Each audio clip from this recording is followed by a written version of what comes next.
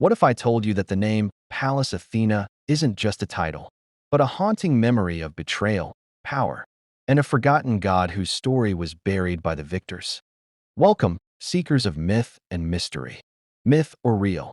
Legends brought to life. Hey there, and welcome back to Myth or Real, the channel where forgotten legends breathe again. If you're new here, buckle up. Today, we're diving deep into a name whispered across myth and shadow, a name often lost beneath the towering fame of gods and heroes. Today, we unveil the tale of Pallas, a name that echoes through Greek mythology, with many faces and many fates. But who was this Pallas? A god? A warrior? A titan? A victim? Let's find out. The origin of Pallas. Long before Olympus stood proud in the heavens, the Titans reigned. Children of Uranus and Gaia, these were the primal forces of the cosmos. Among them was a lesser-known figure, Pallas, the Titan god of warcraft, sometimes of wisdom, sometimes of the void itself, depending on which ancient thread you pull.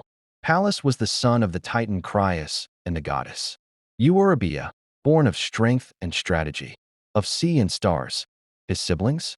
Perses, the destroyer, and Astraeus, father of the stars and winds. A fierce family, carved from the very bones of chaos. Pallas married Styx, the unyielding goddess of the river that binds oaths. Together, they bore children whose names struck fear and awe into even the Olympians. Zealous, zeal, the embodiment of dedication and rivalry. Nike, victory herself. Kratos, power incarnate. Bia, force and might. These were not just concepts. These were beings, loyal allies of Zeus in the great Titanomachy. The Titanomachy, the war of the ages.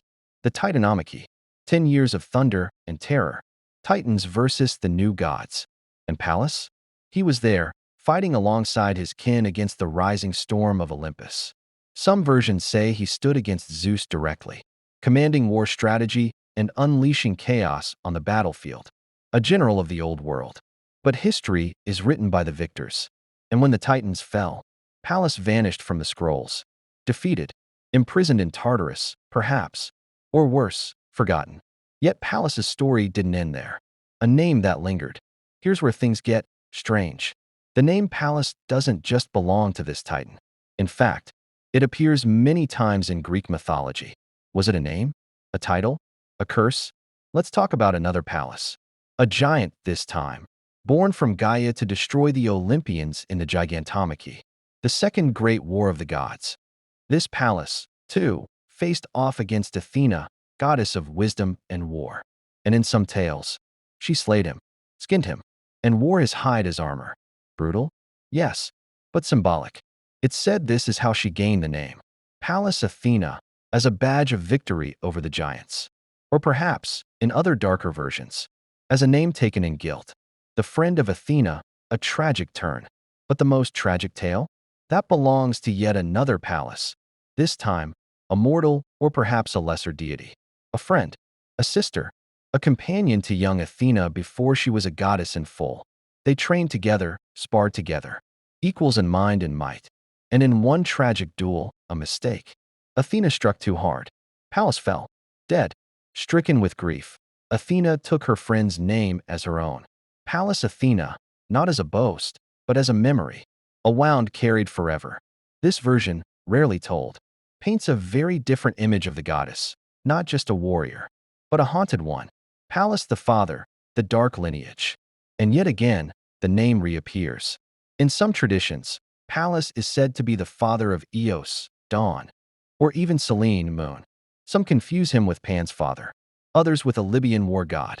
In rare fragments, Pallas is described not just as a titan or a giant, but as a dark god, a spirit of war, one who taught mortals the madness of bloodshed. Could all these Pallases be one being? Or are we seeing the evolution of myth, one name, many masks? Why was Pallas forgotten?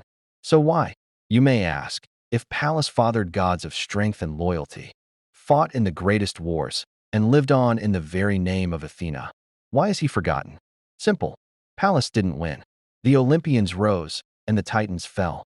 History favors the light. The gods needed new stories, new symbols. And Pallas, the old war god, became obsolete. Even Athena, in adopting his name, buried him. She became the only Pallas worth remembering. But today, we remember the rest.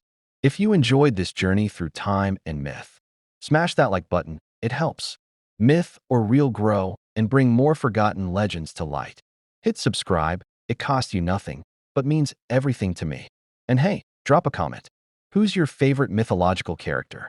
Kings, warriors, demons, angels, creatures. I want to know what legends you love. This was the story of Pallas, the Titan, the giant, the friend, the ghost in Athena's name. Until next time, stay curious, stay legendary.